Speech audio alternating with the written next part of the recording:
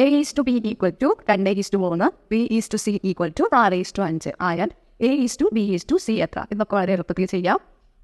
A is to B എന്ന് പറയുന്നത് 2:3 ആണ്. അതുപോലെ B ഈസ് ടു സി എന്ന് പറയുന്നത് 4:5 ആണ്. ഇപ്പോഴും കോമൺ ആയിട്ടുള്ള ടേമാണ് ബി എന്ന് പറയുന്നത്. അപ്പോൾ അതുപോലെ നമുക്ക് ഇവിടെയും ഇത് കോമൺ ആക്കണം. ഫസ്റ്റ് ടൈമിന് ബി എന്ന് പറയുന്നത് 3, രണ്ടാമത്തേന് ബി എന്ന് പറയുന്നത് 4 അപ്പോൾ ഇത് കോമൺ ആക്കാനായിട്ട് നമ്മൾ ചെയ്യേണ്ടത് ആദ്യത്തെ ബി ഒരു റേഷ്യോ വരാം, ഈ 4 വെച്ചിട്ട് മൾട്ടിപ്ലൈ ചെയ്യാം. അതുപോലെ ഈ രണ്ടാമത്തെ റേഷ്യോ വരാം, ആദ്യത്തെ ബിയുടെ വാല്യൂ ആയ 3 വെച്ചിട്ട് മൾട്ടിപ്ലൈ ചെയ്യാം. അപ്പോൾ പുതിയ റേഷ്യോ കിട്ടുന്നത് A ഈസ് ടു ബി എന്ന് പറയുന്നത് 2 × 4 8 ഈസ് ടു 3 12.